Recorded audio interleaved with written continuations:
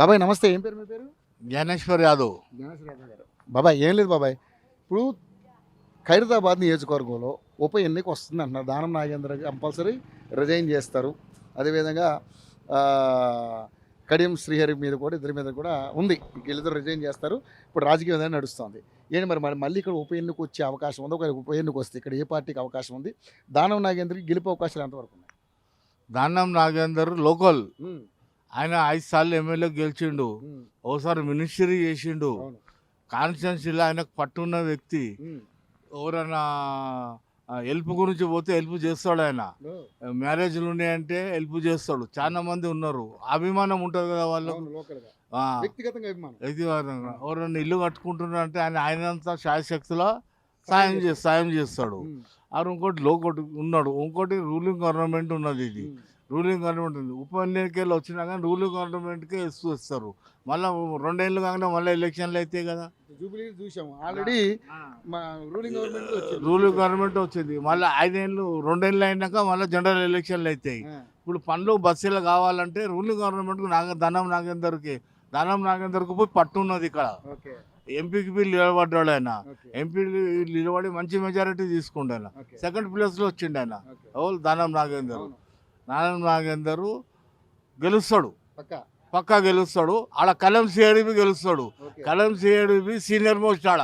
Okay, అక్కడ వాళ్ళ బిడ్డ ఎంపీ, ఎంపీ. అక్కడ ప్రజెంట్ ఎంపీ. అవును, అక్కడ డెవలప్మెంట్ కావాలంటే అక్కడ కలం సిఐడిపి గెలుస్తాడు, ఇక్కడ దానం నాగేందర్పి గెలుస్తాడు. ఉమ్, ఓకే, కరెక్టా ఓకే. మేము చెప్పింది? కానీ మరి ఇక్కడ దానం నాగేంద్ర గారు మళ్ళీ పార్టీ మారుతారు, బీఆర్ఎస్ పోతాడు అని అంటున్నారు కదా. కాదు, అవన్నీ కాదు. రూలింగ్ గవర్నమెంట్ అనే కొట్లాడుతాడు ఆయన. అంతేనా? రూలింగ్ గవర్నమెంట్ ఎందుకంటే ఎంపీ కొట్లాడిండు.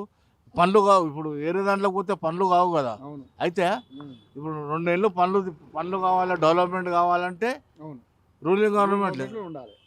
పబ్లిక్కి జనరల్ పబ్లిక్కి ఏం సోన్ చేస్తారంటే 2 ఏళ్ళు పనులు కావాలి, మళ్ళీ జనరల్ ఎలక్షన్ 5 ఏళ్ళకి వస్తాయి. అప్పుడు గవర్నమెంట్ ఎవరికి వస్తుందో ఎవరు రాదు. తెలీదు, అప్పుడు ఇప్పుడు అప్పుడు సంగతి వేరు.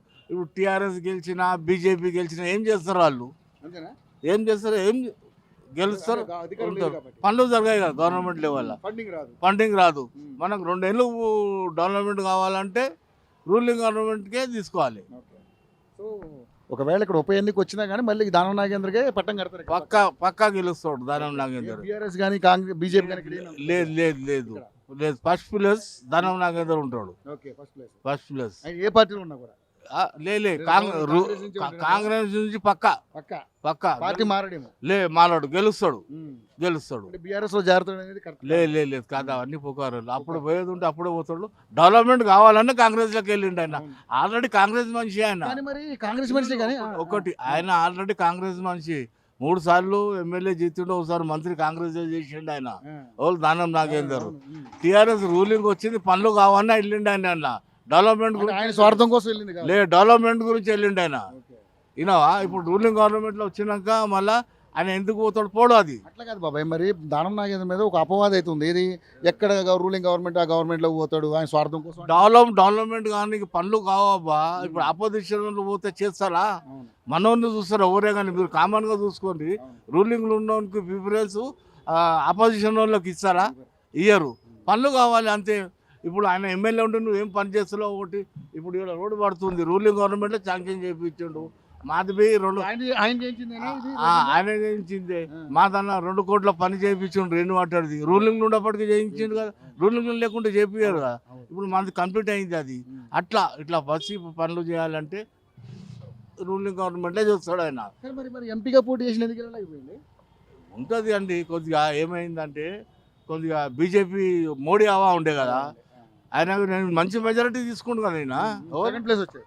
సెకండ్ ప్లేస్ వచ్చాడు. తక్కువ ఓట్లేం రాలేదు నాకు. కొంచెం ఏమైంది, మోడీ దివి పనిచేసింది. ఆయన బి రూలింగ్లో ఉండు కదా మోడీ. అక్కడ సెంటర్లో ఆయనకు ఒక ఛాన్స్ ఇవ్వాలి, మోడీ ప్రైమ్ మినిస్టర్ ఉండాలని పబ్లిక్ ఉన్నారు. ఏమని అది. ఓకే. సో మొత్తానికైతే అక్కడ ఎంపీ ఎలక్షన్స్ వేరు, ఇక్కడ ఈ ఎలక్షన్ ఈ ఎలక్షన్ పబ్లిక్ ఏంటంటే మోడీ రావాలని చూసిండు. అయినా కానీ అంత మెజారిటీ తీసుకొచ్చిండు ఆయన. మొత్తానికైతే ఇప్పుడు ఉప ఎన్నికలు కాబట్టి అధికార పార్టీకి అవకాశం ఉంటుంది అంటారు. మళ్ళీ జనరల్ ఎలక్షన్స్ జాతీయ మనం తర్వాత అది అది అది అప్పుడు కథలు వేరుంటాయి. ఇప్పుడు మళ్ళీ మైక్ పెట్టండి చెప్తా నేను. ఓకే, దానం నాగేంద్ర గెలుపు ఖాయం. గెలుపు ఖాయం 100%. 100%. ఎందుకంటే ఆయన హెల్పింగ్ నేచర్ బి ఉన్నది కదా, చాలా మందికి హెల్పింగ్ నేచర్ బి ఉన్నది కాదన్నాడు కదా. మళ్ళీ డెవలప్మెంట్ ఉండు లోకల్ ఇంకోటి రూలింగ్ రూలింగ్ అన్ని అంశాలు కలిసి వస్తాయి. కలిసి వస్తాయి. థ్యాంక్ యూ బాబాయ్.